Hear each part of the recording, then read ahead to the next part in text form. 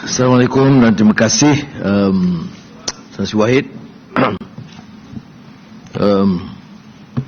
So I chose this fast track ease of doing business as compared to the conventional way. That's a new approach. Yesterday, prior to the CNN interview with Christiane Amanpour, she asked me why New York. I said, if you can do it in New York, you can do it anywhere. New York, New York. You're familiar with the song. Now, I'm not going to bore you with the detailed analysis of our Madani economic framework, but let me share with you the concerns that we have in the past. Wahid was right. Of course, sorry, it's Zafrul here, Ambassador, and all the dignitaries here, including Deputy Premier from Sarawak, Deputy Chief Minister from Sabah, to signal the importance of this meeting. Now, we have done remarkably well, yes, but we also acknowledge the fact that we are poor and some setback on the issue of governance, of clarity in policies. Now, having said that, when we embark on this new administration, now 9 months after we assume office, the thrust is, of course, to ensure that issues of governance, which include ease of doing business, clarity of policies, and ridding the country of many of the negative impact of the perception that this is essentially mined by corrupt practices. It's a challenge because I remember visiting New York in 2019, prior to COVID. That perception seems to be strong among many of the business entities here. And we acknowledge that. Of course, not entirely true. It's not fair to then consider the whole country as impacted by the problem of corruption. But we acknowledge that things need to change, and we have to use the opportunity to affect change in Malaysia. And as you say, yes, we have done so, our level best, and at the cost, initial political uncertainties, but after 5-6 months, we are on track. Politically, it's very stable. We have 2/3 majority in Parliament, and I don't think we need more than that, and we become a very autocratic regime, which all leaders have a tendency to like it that way. And so, be it, we should have a tough, vigorous opposition. And with that, we embark on very clear policies. We started with the economic Madani framework. Why? Because we want to show that whilst we support the notion of sustainability and all the necessary ingredients that could propel the economy, we also have to acknowledge some of the concerns that we have to face in the changing geopolitical atmosphere.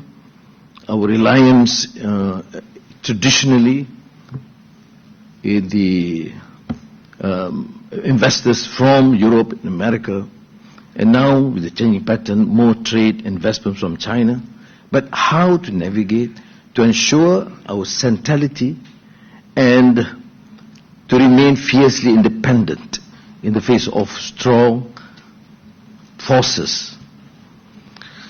And the economic framework, of course, have to deal with some of the concerns affecting the country. It is a multiracial, multireligious country. We want to make sure that the policy will champion the rights of all Malaysians. That we will consider our duty to champion the cause, the concerns, and that no segment of society would feel marginalized, ignored, or discriminated. It's a challenging task because the majority Malays in the country of course, feels that after independence, not much has been done, and therefore they need to be reassured. At the same time, the ethnic minorities must be given that sense of confidence that after more than 6 decades of independence, they cannot be treated as second-class citizens. Now, to navigate this, of course, is a major and arduous task. But we are fortunate that notwithstanding all the pressures that we have and the rise of fascism in some parts of Europe and the trend towards the far right in many countries in the West, and incidents of strong intimidation, harassment against minorities in some countries, were able to navigate and ensure stability in this country. And we have a government that represents the core interests and wishes of the majority Malays, at the same time having to assure the minorities and Sabah Sarawak that they have a part and a major role to play in this country. To that aside, we then embark on policies. The major thrust of our policy is our niche, which Malaysia has as compared to many of the countries in the region. So, the first major policy pronouncement is the energy transition. We have the commitment to focus on renewable energy. We have the resources, and we have clear guidelines and policies, and with capacity in Peninsula, and more so Sabah and Sarawak, even to be able to export to Singapore, which is of course creating major demand. So you can, that's why you related to this, you have data centers mushrooming in Johor and in Sabah Jaya, partly for the requirements, increase requirements in the country, but also the limited space in Singapore that would have to depend on data centers in the neighborhood in Malaysia. Then, of course, the Industrial Master Plan. I'm saying we are talking about 5-6 months. We have to really focus on these issues. And the Master Plan is, of course, a major shift from the traditional notion of what Industrial Master Plan can do, to look about the potential that we have in various states, various regions in the country, and a shift from sectors to mission-based. Of course, Zafrul is here. The difficult questions should be dealt by him and the Securities Commission and the Bank Negara, and Prime Minister should only give the major guidelines. No, it's just on a lighter note.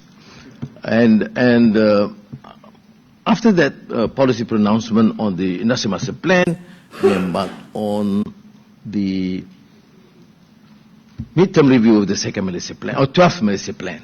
Now, you know, we are used to, which is not the case here in many Western countries, but initially after independence we were quite guided by the need to have plans, 5-year plans. Probably at that time a bit left of center, learning from the experience in the East.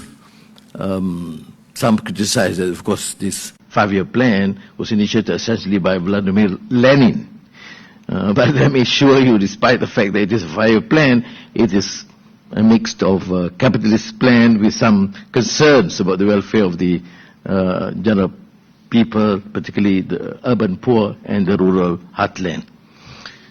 But so that's why we need to have a review as a standard practice, but a major shift, because the midterm review of the 12th Malaysia Plan takes into consideration new areas like renewable energy, like digital transformation, and the renewable energy will include new resources, including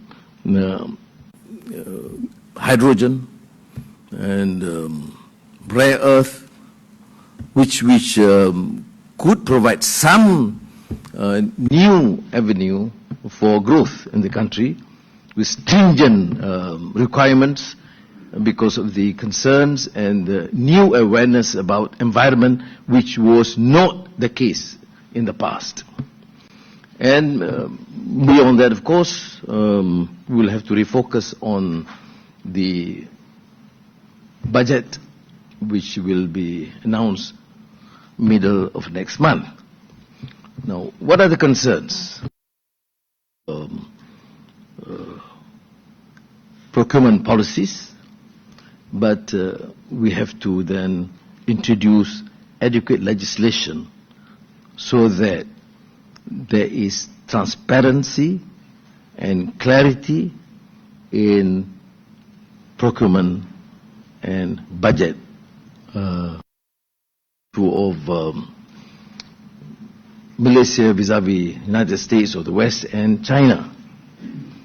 China, of course, becomes a key player in the region, trade investments. But as you know, though there's a recent increase in terms of investments and trade with China, United States have been the traditional player, and the total investments is still number one. Total investments into Malaysia, United States remain as number one. And not only that, we have benefited immensely from the involvement of U.S. companies and investments into Malaysia. I'll give you one example. When Intel embarked upon the investments in Malaysia, into Malaysia, and decided to set up a training bureau investments, which means that sense of confidence is there, and I think we have managed to attract and to ensure that Malaysia remained as an attractive destination for foreign direct investments. But when it comes to China, as mentioned this morning with the U.S. Business Council, dinner with Kamala Harris, the Vice President, in Jakarta, of course, she did express some concern whether we are tilting towards China. My answer is unequivocal. We are fiercely independent. The United States have been our traditional ally, and we welcome their participation in many issues that we share with the United States. And on a personal note, I said all those days, my tribulation and predicament, the United States, whether it's under President Clinton or President Bush, has been totally supportive and championing my cause, and of course I'm indebted to them in the United States for very positive, dynamic foreign policy. With China, in the last years, and of course in this administration, we have excellent relations. And that to me would place Malaysia in the region in a unique position to utilize and exploit this opportunity and engage to the benefit of U.S. investors and Chinese investors. And I'm not encouraging this tiff between China and the United States. It doesn't help us. In fact, the tension is worrying as much as the Ukraine-Russia conflict, because it will cause anxiety and concern among countries. But given the stark realities of geopolitics today, that probably we'll be able to use our small role to reduce this tension, at least among the investing and business community.